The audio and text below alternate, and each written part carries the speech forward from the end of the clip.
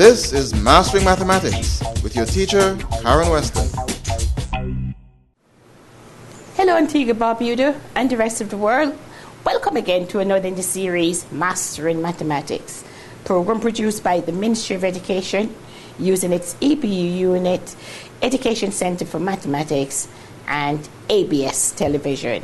Yes, the task goes on, and we're getting closer to crunching time when we're going to be having examinations for grade 2, examinations for grade 4, examinations for grade 6, and of course the big one, and Form 3 has an examination too, but biggest of all is the final year CXA for our fifth formers.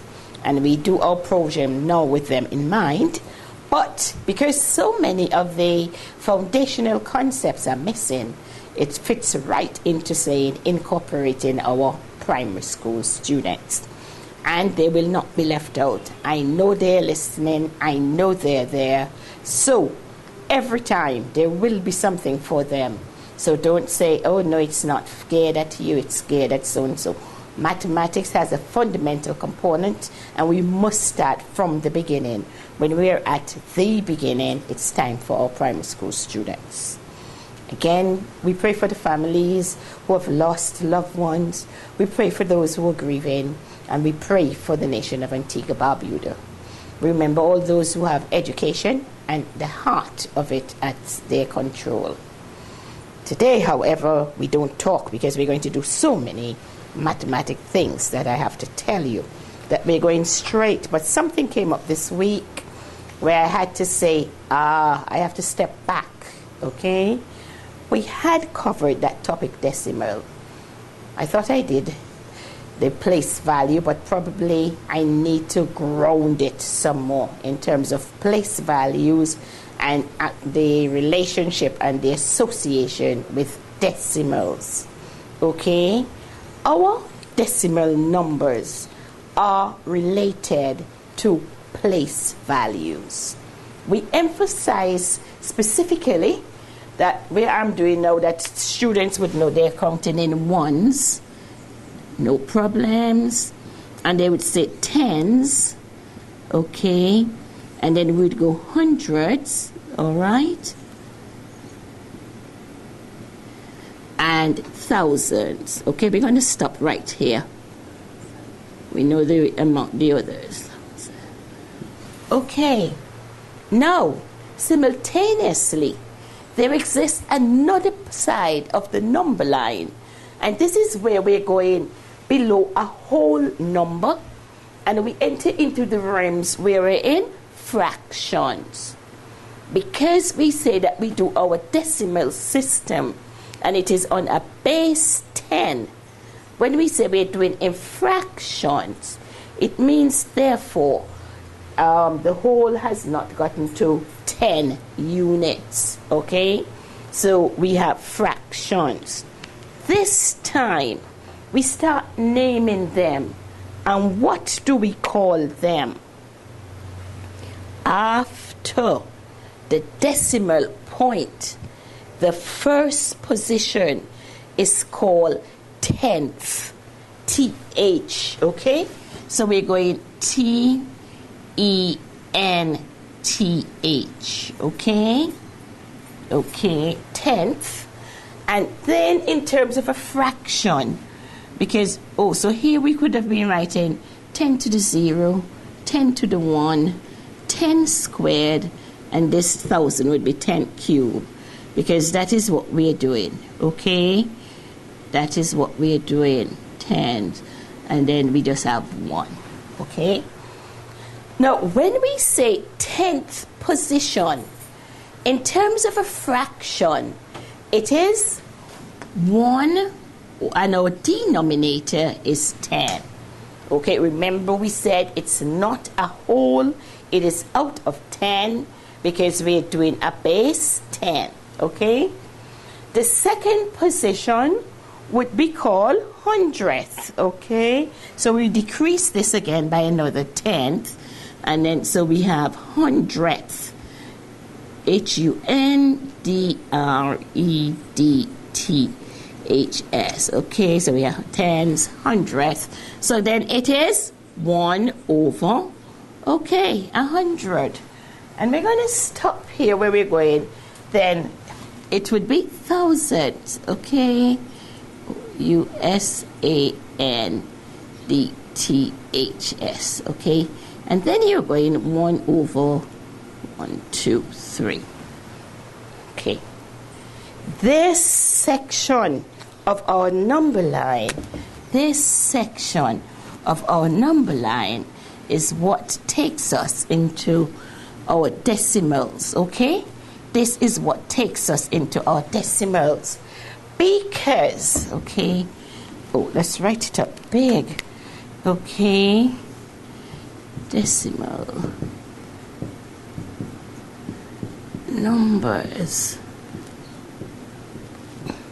Because, as we said before, if we have these numbers, which we have on this side, these would be called our whole numbers. Whole numbers, okay. Yes, 1 and more, whole numbers, all right? And if we have those, we don't start counting decimal points or decimal places when we are asked for them.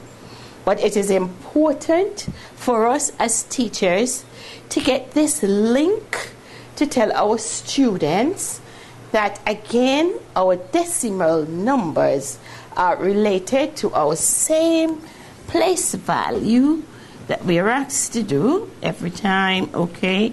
Our place values, and that the decimal starts counting after the decimal point.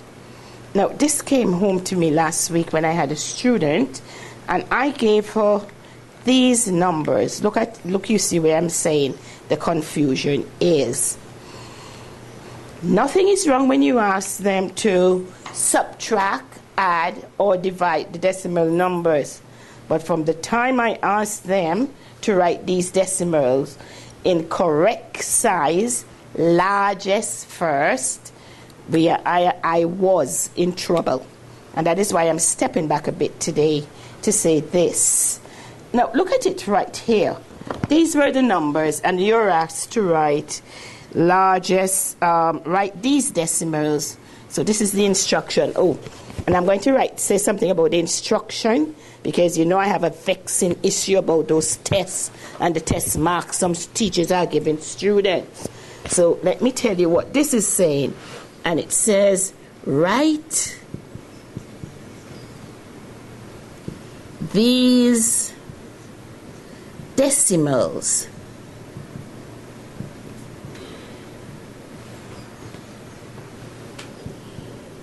in order of size. And hear what it says. Largest. Okay? Largest first. Okay? Largest first. And let me just write out the numbers first, and then we'll talk. The first number is, and I have 0.7, and then I have 2, and I have 0.9, and I have 1.3, and then I have 5. B, because I know you're writing, so write them down, because you're going to do the work for me today. And if Isis feels that she's going to be in here as a silent bird, I don't think the spring has come as yet, or it's finished. So I mean to say she has to talk, because these nights are dark and cold, even the morning. So I don't think the spring is here. Okay, so I don't want no silent bird around here at all. And my computer analyst, Mr. Washington, is right here too. So if they feel they're here watching me and Jetta at work, we have something coming for them. So we have at least 2 persons in studio today, and they better know that they're going to talk. All right, 0.4. They think they're here for any observer or any thing. Oh, no. Have to talk. Okay? So I am going to tell you right now. So look at what we're going to be doing. It says, write these decimals in order of size, largest first. In mathematics, we have got to be precise, okay? You can't just tell them, write these decimals in order. We have to tell them, what do we mean when we say order? And it's saying largest first. I have some people giving children tests. They ask them to do a sum, and the children give their answer. And because as far as they're concerned through their adult's eye, that if it's a fraction for an answer, it can be cancelled smaller, they don't give the children any mark. That is wrong. Criminally wrong. Okay? And I'm coming for my marks.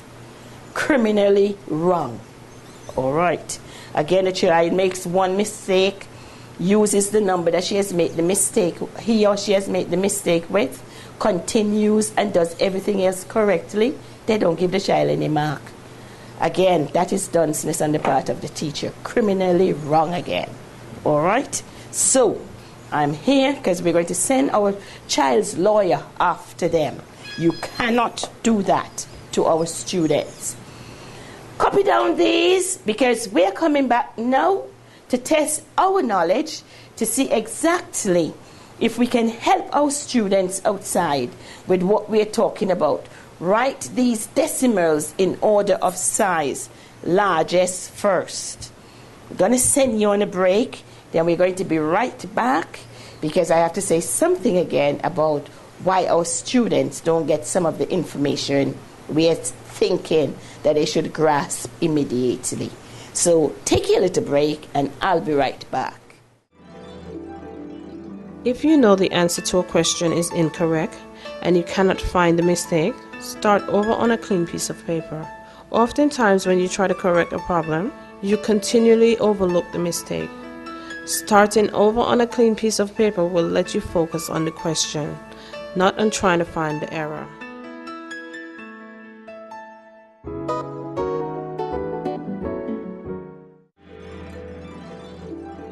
Always read my problems completely before beginning any calculations. If you glance too quick at a problem, you may misunderstand what really needs to be done to solve the problem.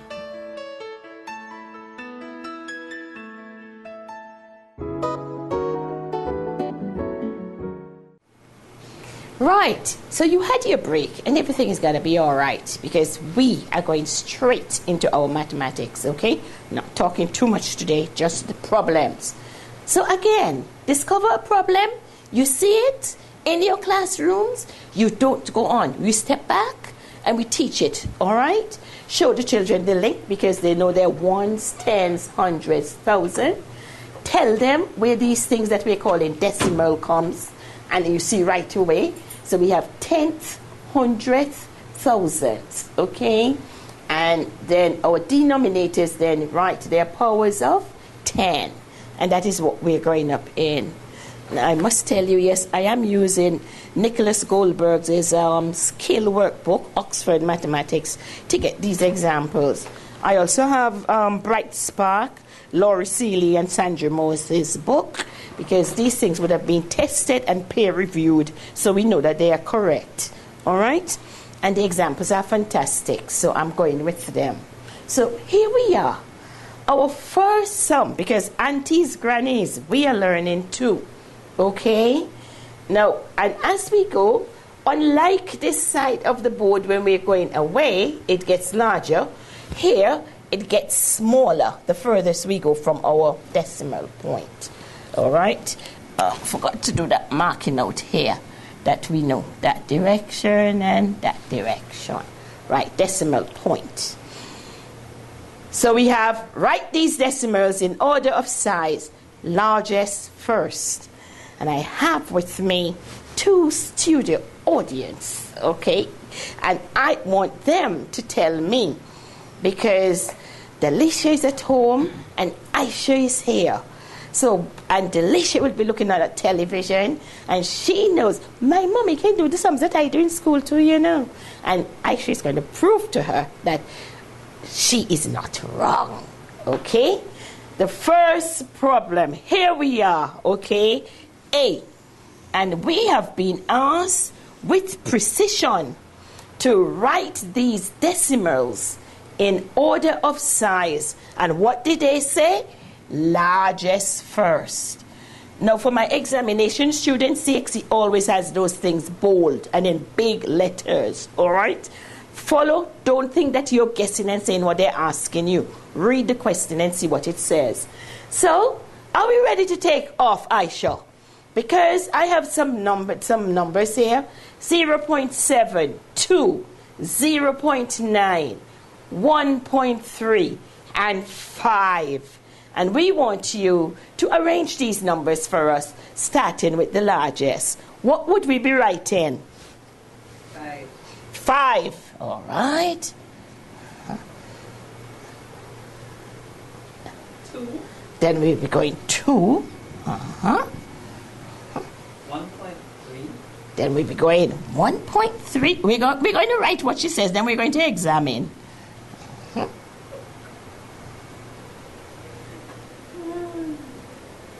And after 1.3, what are we going to write next? 0.7. Is that true? 0.9. We're going to write 0.9 And 0.7. and 0.7. Okay? Oh, her companion is here too. Mr. Washington Bramble, is that correct? Yes, it looks correct. Now look, I want to know if it's correct. Yes, because basically she started with the whole numbers and the whole number part of the decimals to see which numbers were bigger. And she went on to the decimals. All right. Without any ones or tens. All right. Now, teachers, in our classroom, instead of just saying numbers, we can tell them they have goes or they have 5 pieces, and they would get it right away. All right? Because you're looking and saying this is what 9.9 and 0.7. Okay. We're going to relate it to something that those students know about fractions, and you're going to see how they also can get into something. Let us stick to what this question is saying first, then we'll take it from there. Mr. Bramble, do you want to do that second one for us since Aisha has worked so hard? Sure, why not? All right. Well, I'm going to start with the whole number part of the decimals first. So I think the biggest number is 20. All right, so the biggest number, 20. Then there's 16.4. 16.4. Then there's 7. Then we have 7. And you know we always have to have strings because they want us to hold on. So we have to mind the lines don't burst. 4.2. And then we have 4.2. And then the lowest decimal number is 1.8. And then we have 1.8. 1.8. Aisha, is that correct? Yes. Okay, Aisha says yes. Jetta, what about you? Independent. Is it correct? Okay, yes it is. All right, because those children are listening. I forget your daughter's name again. Onaya. Amaya and Delisha, they're listening and looking. All right, and Washington Bramble has his little niece too saying, my uncle know anything? Yes, he does. All right, so here we go. And they're putting their wits against their grannies, uncles, and aunties outside there. Students in the classroom outside there, did you get it right? Because I know you're going to come and say, Miss Weston, I work it? No, and I got them right. Very good. That is correct. All right. Now, Jetta, I think this one is for you. That part C. What is the answer here when we want them to go in order from the largest to the smallest? Look at the numbers that we have here. Okay? Can you take your eyes off of the camera and tell me about it? Let's start with 3. We're going to start with 3. And we go to 1. And then we go to 1. Then we're going to take 0.6. And then we're going to go to 0.6. 4. And then we go to 0.4. And then we go to 0.1. 0.1. And that's it. Okay? Then you put a comma Okay. after the 4. And we put a comma after 0.4 to make certain. And we put a comma after this one too to make certain that we're not joining up the And thing. 0.92. And a comma after our 0.9. And that is what we have. And that is what we would get when we're starting from the largest first, okay? No, you would say, but children can just look and see the numbers. No, all right? If you did biology, and biology is my second, so normally people talk about major and minor.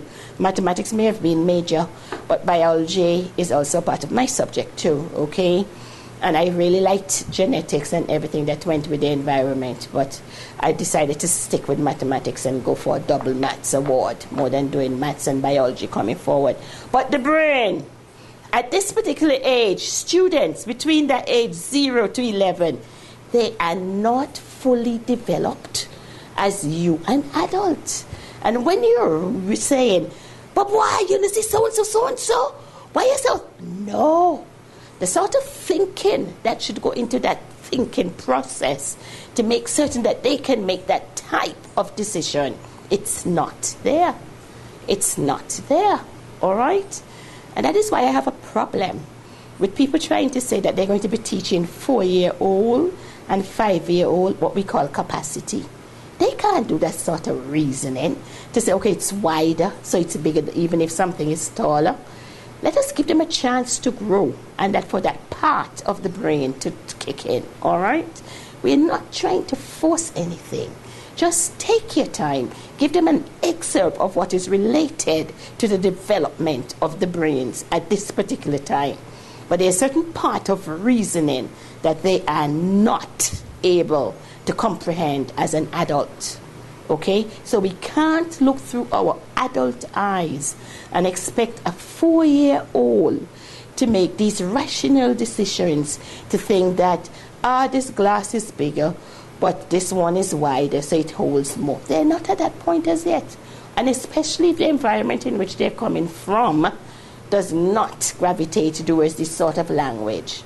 So teachers, we've got to be so very careful what we do to our students. We can put these numbers on the board, but we have got to relate it to something so that they can understand.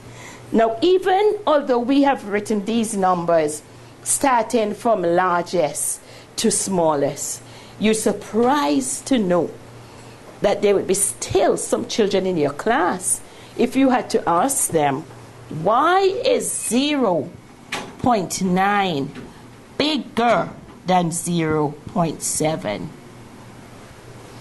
Why is 0.9 bigger than 0.7? And we have to help them to understand that this represents a first position, which would be 10th, and another way of writing this then would be 9 upon 10. This also represents a first position, and that another way of writing that would be 7 over 10. So what have we taken them into? Yes, we have now asked them to step back into that topic where they would have known about fraction. And they understand that a fraction has two parts, our numerator and our denominator. And it is in this explanation that we can tell them why 0.4 would be smaller than 0.5, because they know that the numerator would say how many pieces we are taking, and the denominator says how many we have cut the hole into. So right away they could reasonably say, because this one, if we had a piece, so this person would have gotten 9 pieces, and whereas this other person would only have gotten 7 pieces. Okay? So if we make that sort of connection, then they can understand. And it is for this reason too that you can go back to your class and ask them why it is, because they see this number 16.4, all right, and they see 20. And then we can ask that same question again. Why is it that 20 is bigger than 16.4? And then they can tell you that 16.4, what do we know about it?